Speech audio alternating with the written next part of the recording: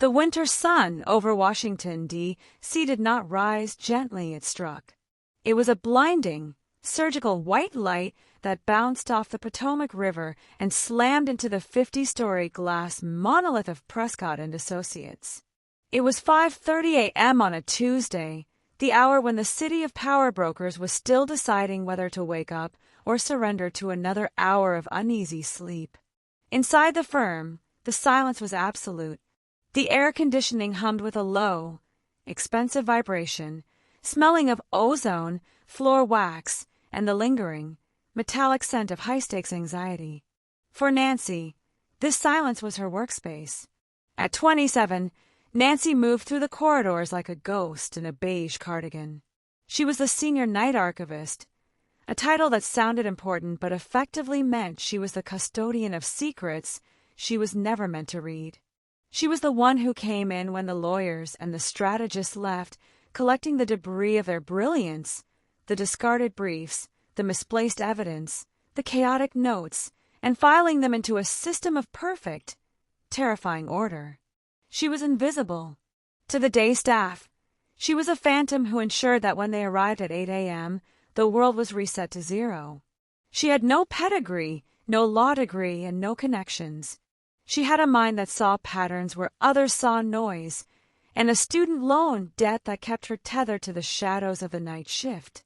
We construct walls to protect our solitude, never realizing that the right person doesn't want to tear them down, they just want to sit with us inside them. She reached the end of the hallway. Before her stood the double glass doors of the corner office. The inner sanctum. This was the domain of Lincoln Prescott. Lincoln was not just a lawyer, he was a crisis strategist. He was the man corporations called when the government came knocking, the man senators called when their careers were bleeding out. At 38, he was a legend of competence. He didn't have a tragic backstory that the tabloids knew of. He simply had a mind like a diamond, hard, sharp, and unbreakable. He demanded absolute perfection, and his office was a restricted zone. No cleaning crews, no archivists, no one entered unless invited. But tonight, the protocol had broken. A junior associate had left a Level 1 classified file on the communal sorter by mistake. Nancy knew that if Lincoln arrived and found that file missing from his desk, heads would roll. The junior associate would be fired before breakfast. Nancy hesitated. The rule was clear: do not enter Mr. Prescott's office. But her nature was stronger than her fear. She couldn't abide disorder. She couldn't let a mistake stand. She swiped her keycard. The light turned green, a rare override access she possessed for emergencies. She pushed the door open. The office was freezing. It was a landscape of modern minimalism, dominated by a massive teak desk and a wall of windows overlooking the Capitol. But what stopped Nancy wasn't the view. It was the whiteboard. It was covered in a chaotic sprawl of timelines, sticky notes, and legal precedents for the upcoming antitrust hearing. It was brilliant, yes, but it was flawed. There was a date in the timeline, a crucial merger date, that didn't match the file she was holding. Nancy walked to the desk to drop off the file. She should have turned around. She should have run. But she looked at the whiteboard again. The error irritated her. It was a dissonance in the symphony of data. Without thinking, moved by the compulsion of her own quiet genius, she picked up a dry erase marker. She didn't erase his work. She simply drew a thin red line connecting the merger date to the subsidiary clause, correcting the timeline flow. She capped the marker. I didn't realize the night staff had law degrees. The voice was low, smooth, and colder than the air outside. Nancy gasped, spinning around. She dropped the marker. It clattered onto the hardwood floor, the sound echoing like a gunshot. Lincoln Prescott stood in the doorway. He had arrived early. He was wearing a charcoal wool coat over a suit that cost more than Nancy's tuition. He didn't look angry. He looked intensely, terrifyingly focused. He wasn't the shouting type. He was the type who dissected you with a glance. He walked into the room, closing the door behind him with a soft click. "Mr. Prescott," Nancy stammered, backing away until her legs hit the edge of the teak desk. The file. It was in the sorter. I just brought it back." Lincoln didn't look at the file. He looked at the whiteboard. He looked at the red line she had drawn. He stood there for a long, agonizing minute. The silence stretched until Nancy felt like she couldn't breathe. She prepared herself for the dismissal. She prepared to pack her box. Lincoln walked to the board. He traced the red line with his eyes. He checked the date she had corrected. He paused. He realized, in the span of a heartbeat, that he had been building his defense on a clerical error, an error this invisible woman had spotted in seconds. He turned to look at her. His eyes were gray, the color of the Potomac in winter, and they were unreadable. "Who are you?" he asked. It wasn't an insult. It was a genuine inquiry. "Nancy," she whispered. "Nancy Miller. Night Archives." "Nancy Miller," he repeated, testing the name. He walked toward her, stopping a few feet away. He was tall, imposing, radiating an aura of absolute control. He looked down at her, seeing the frayed cuffs of her cardigan, the fatigue in her eyes, and the terrified intelligence behind her glasses. "You know the rules, Miss Miller," Lincoln said softly. "No one enters this room." "I know," Nancy said, her voice trembling but her chin lifting slightly. "But the timeline was wrong, and I couldn't leave it wrong." Lincoln stared at her. Most people cowered when they broke a rule. She justified it with logic. He picked up the marker she had dropped. He held it out to her. "Leave the file," Lincoln said, his voice devoid of warmth but heavy with something else, curiosity. "And get out. If I find you in here again, you won't be working in this city anymore." Nancy took the marker, her fingers brushing his glove. She fled. She ran past him, out the door, and down the hall, her heart hammering against her ribs. Lincoln Prescott stood alone in his glass fortress. He looked at the door she had just exited, then back at the whiteboard. The red line was the only thing that made sense in the entire room. He realized with a jolt of annoyance that the sanctuary he protected so fiercely had just been breached, and for the first time, the intruder had actually improved the view. For the next 2 weeks, the glass office on the 50th floor became a silent battleground of intellect. Lincoln Prescott did not fire Nancy Miller. He did not report her to Human Resources. Instead, he began to leave the door unlocked. It was a test. Or perhaps it was a trap. Every night at 2 a.m., Nancy would arrive at the threshold of the sanctuary. The office would be empty, the city lights below reduced to a grid of amber and white. And on the whiteboard, amidst the complex diagrams of corporate litigation, there would be a question. Sometimes it was a missing case citation. Sometimes it was a logic flaw in a closing argument, left deliberately exposed like a raw nerve. Nancy couldn't resist. It was a compulsion that overrode her survival instinct. She would pick up the marker, always the blue one, distinct from his black ink, and she would answer.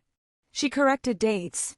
She suggested precedents from obscure 19th century maritime laws that only someone who lived in the archives would know. They were communicating in a language of statutes and arrows, a ghost and a king playing chess without ever seeing the other's face. Intimacy isn't always skin touching skin. Sometimes, it's one mind recognizing the rhythm of another. On a Thursday night, the pattern broke. Nancy swiped her card, pushing the glass door open, expecting the usual silence.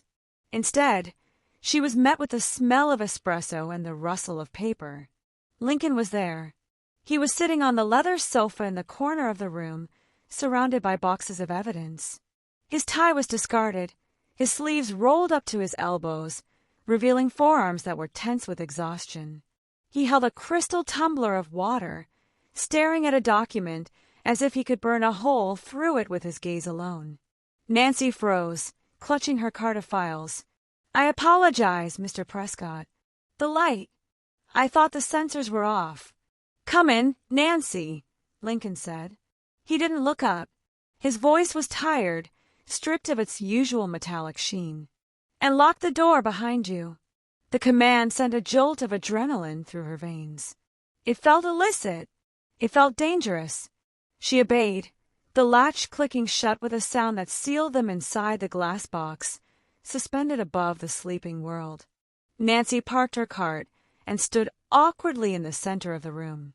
The contrast between them was painful. He was surrounded by Italian leather and mahogany. She was wearing her faded sneakers and a polyester uniform that smelled of old paper dust.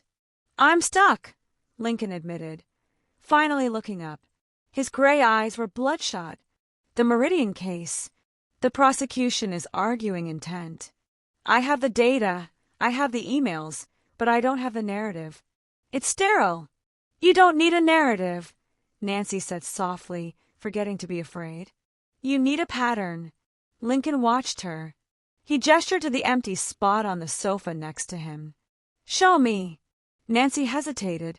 To sit there was to cross a chasm of class and protocol, so wide it was practically a canyon. But the pull of the problem was stronger than the protocol. She walked over and sat on the edge of the cushion, leaving a respectful foot of distance between them. She picked up the document. It was a log of server access times. "Look here," she pointed, her finger hovering over the page. The CEO accessed the server at 4 a.m. on a Sunday, but the backup logs show the system was down for maintenance. He wasn't accessing data. He was verifying that the data was gone. Lincoln leaned in. He leaned in so close that Nancy could smell the faint, clean scent of his cologne, something like cedar and rain. For a moment, he wasn't the untouchable strategist. He was just a man captivated by a revelation. "He was checking the deletion," Lincoln murmured, his eyes scanning the line she indicated. "God, it's right there." He turned his head. His face was inches from hers. The intellectual exhilaration shifted, suddenly and violently, into something physical. Lincoln looked at her, not at the archivist, but at the woman. He saw the curve of her jaw, the intelligence that lit up her plain features, making her beautiful in a way that the polished socialites he dated never were. Nancy stopped breathing. The air in the room grew heavy, charged with the static of unspoken things. She looked at his lips, then quickly up to his eyes, terrified by the direction of her own thoughts.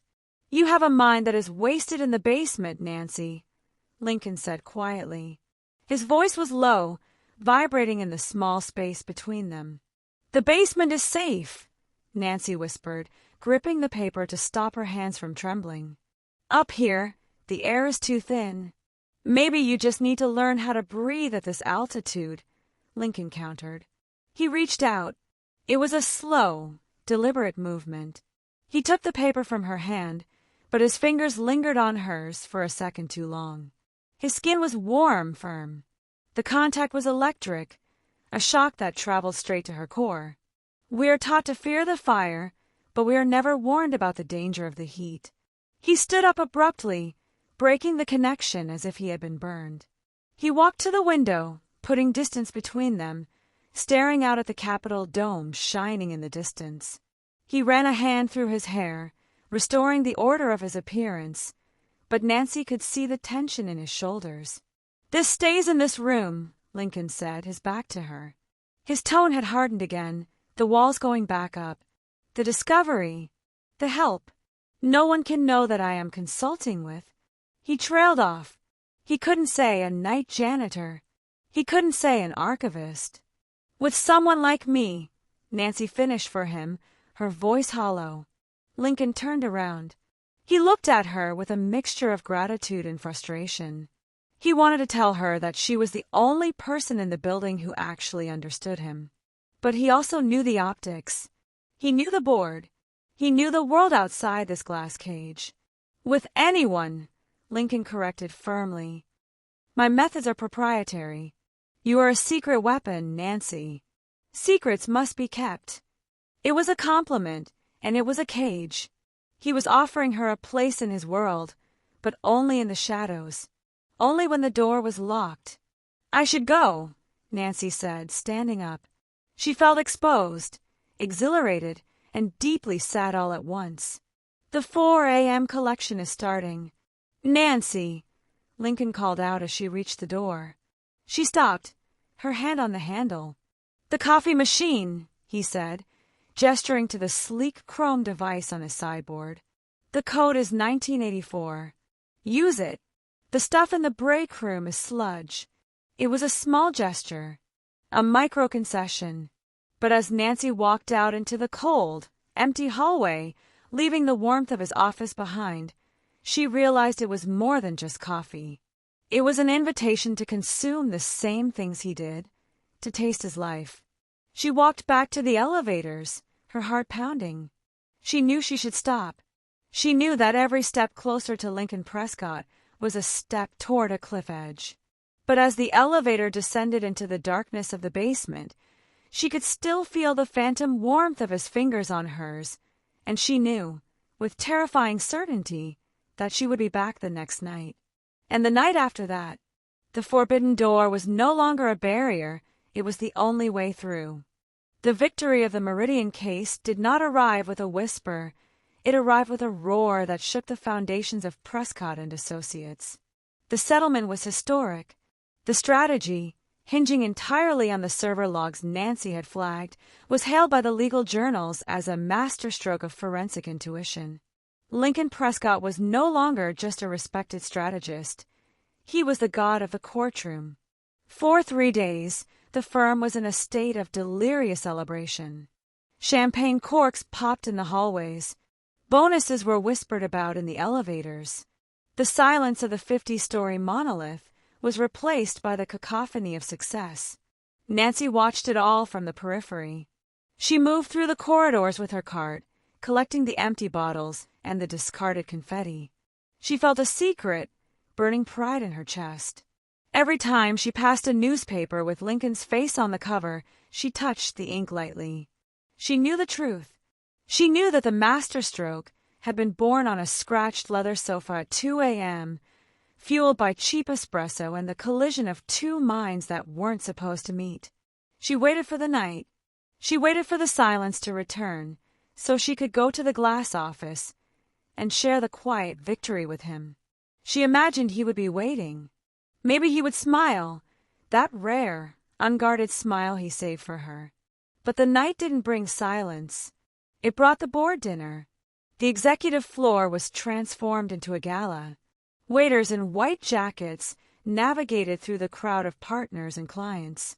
The air smelled of expensive perfume, truffle oil, and the sharp, metallic tang of ambition. Nancy was not invited, but she was summoned. A frantic text from an executive assistant appeared on her phone. Spilled wine in the boardroom. Need cleanup ASAP before the toast. Nancy didn't hesitate.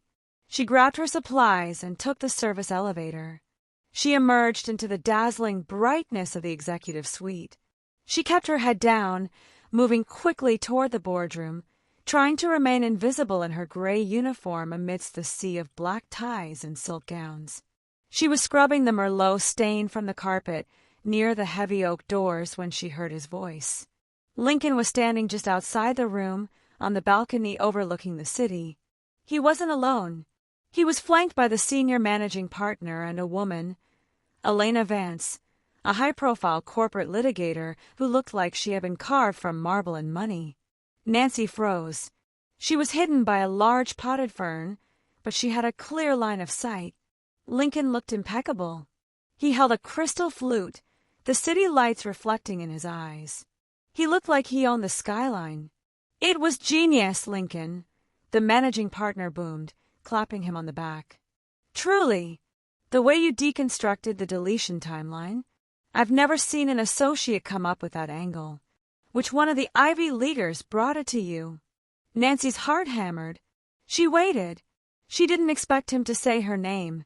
She knew the rules, but she expected him to acknowledge the help, to say it was a collaborative effort, to honor the secret partnership.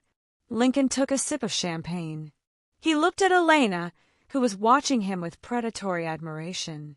He looked at the partner. "It wasn't an associate," Lincoln said smoothly. "Then who?" Elena asked, stepping closer, her voice sultry. "Don't tell me you did the grunt work yourself, Lincoln.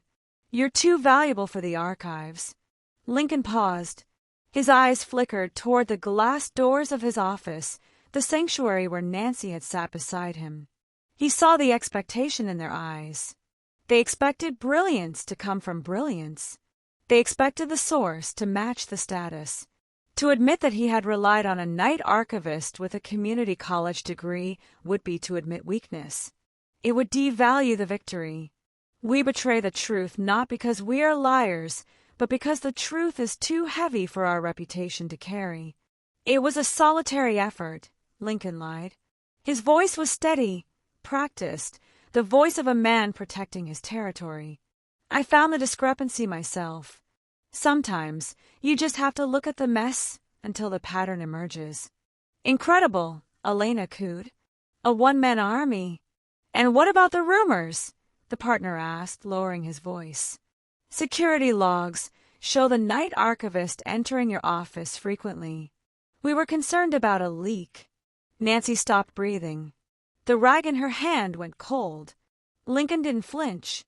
He laughed, a short, dismissive sound that shattered Nancy's world more effectively than a scream. "The cleaning girl?" Lincoln asked, swirling his drink. "She just empties the shredder, John. She's invisible. I barely know she's there.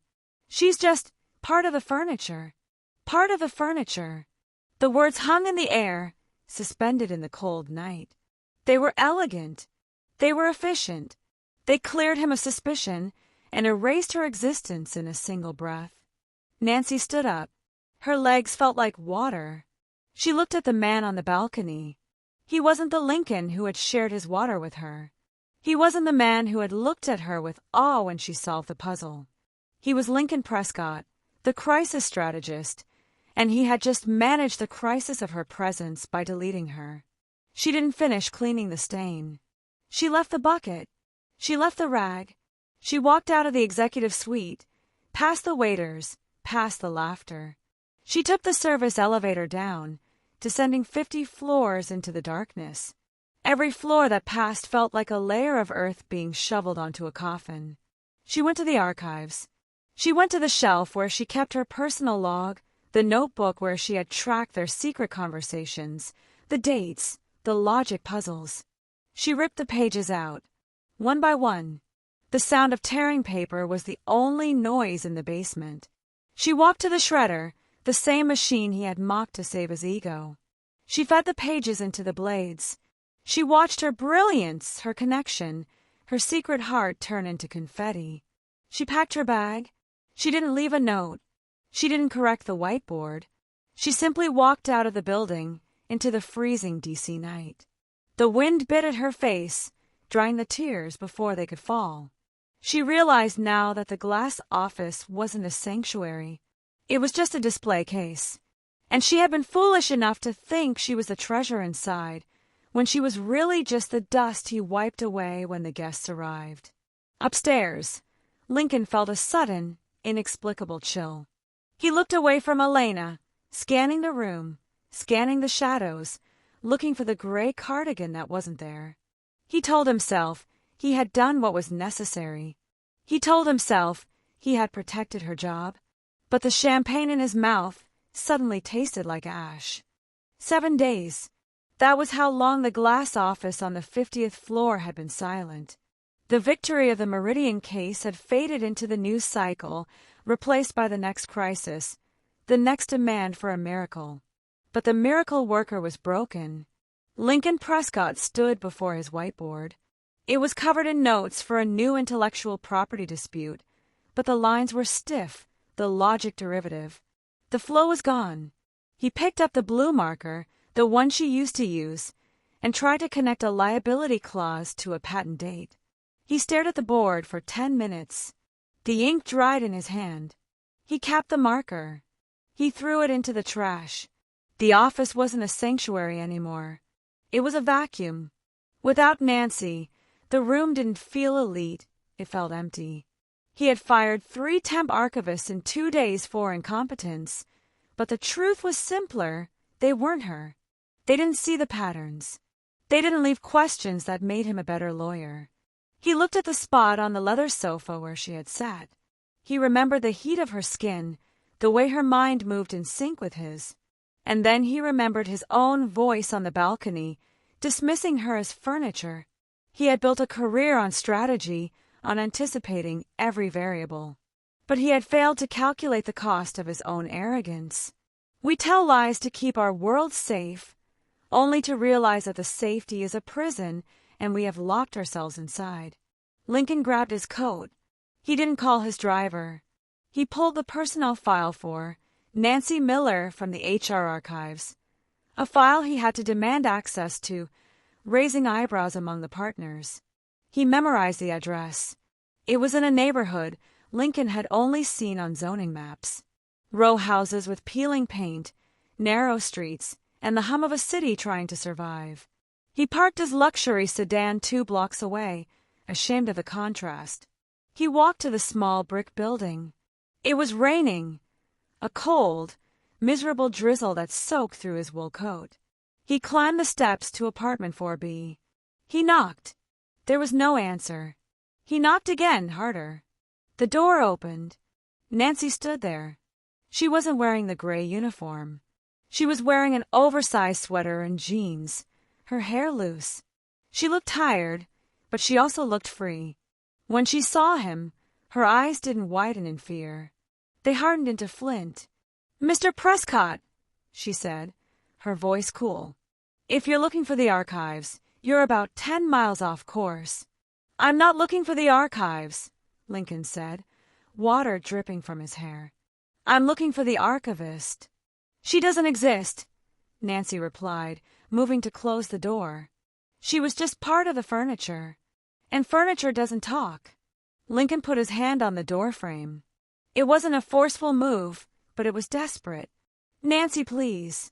"Why?" she demanded, stepping out onto the landing, closing her apartment door behind her to keep him out of her sanctuary. "Did you lose another case? Did you run out of genius? Or did you just need someone to blame for a coffee stain?" "I lied," Lincoln said. The words came out rushed, breathless. "I know you lied," Nancy snapped. "I was there. I heard you reduce me to nothing to impress your partners." "I didn't lie to impress them," Lincoln interrupted, his voice cracking. "I lied because I was terrified." Nancy stopped. The rain beat against the metal awning above them. She looked at this titan of industry, shivering on her doorstep, stripped of his armor. "Terrified of what?" she whispered. "Of a rumor?" "Terrified of the truth," Lincoln confessed. He stepped closer, ignoring the rain. "I stood on that balcony, and I realized that the biggest victory of my career didn't belong to me. It belonged to us. And that scared the hell out of me, Nancy." He looked at her, his gray eyes wide and vulnerable. "I have spent 20 years convincing everyone that I am the smartest person in the room, that I am untouchable. But in that office with you, I wasn't the genius.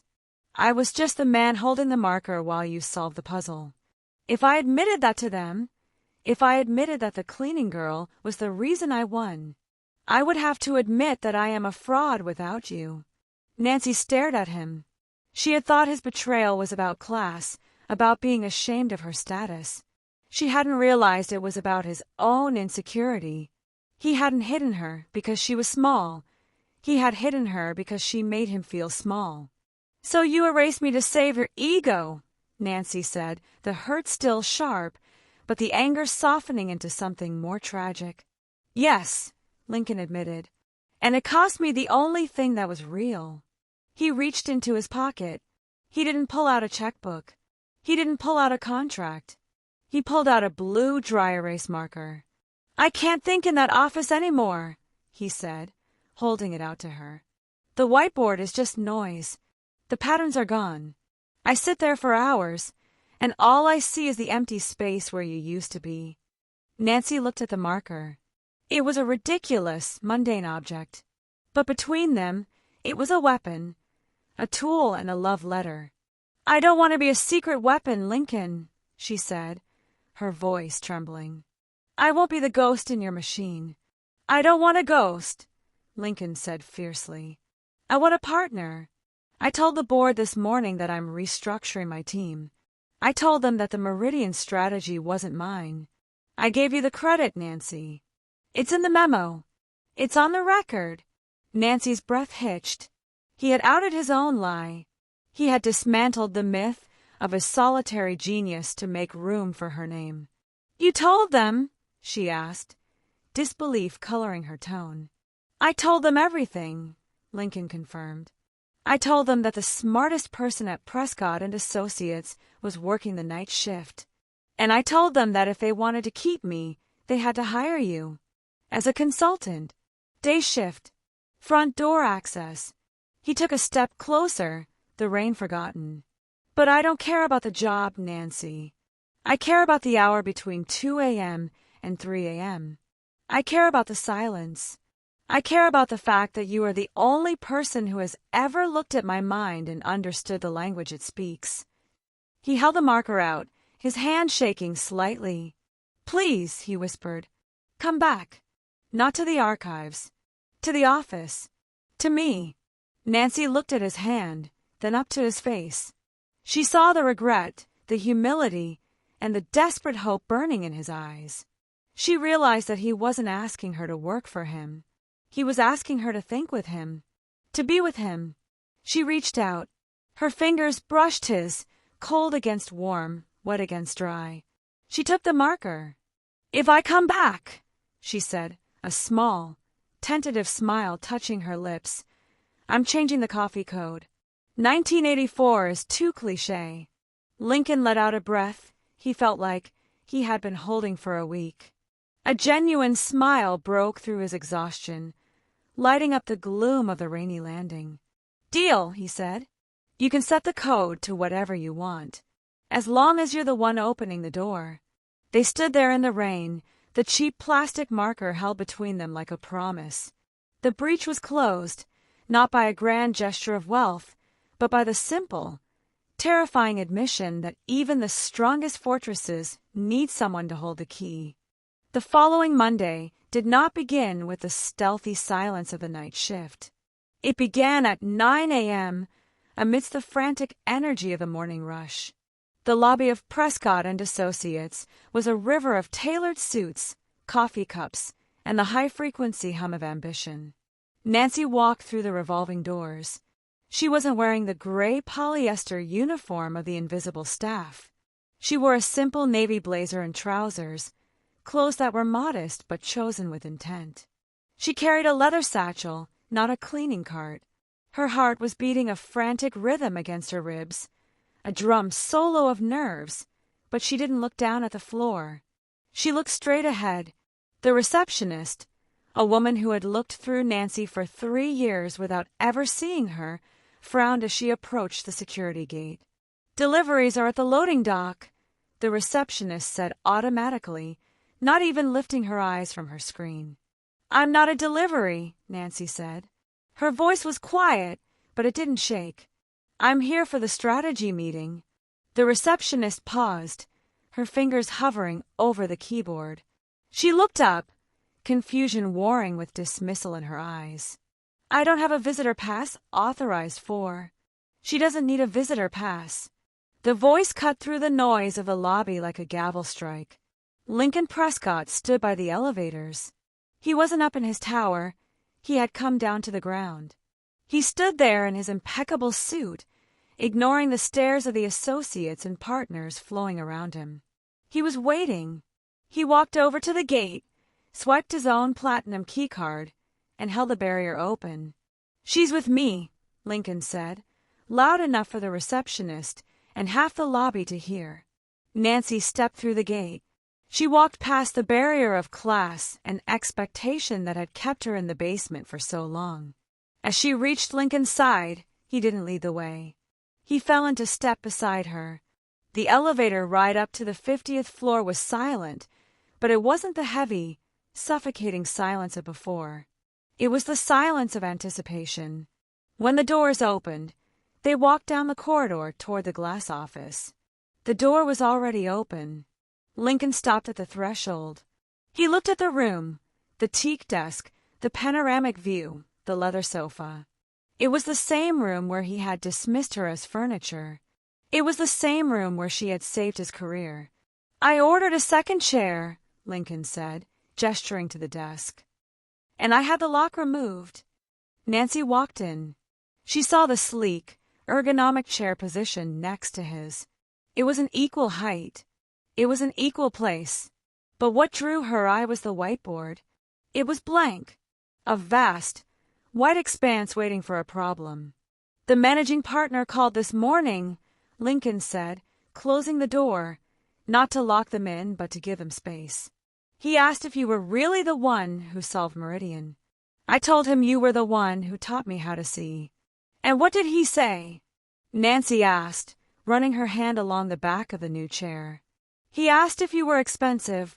Lincoln smiled, a genuine warmth reaching his gray eyes.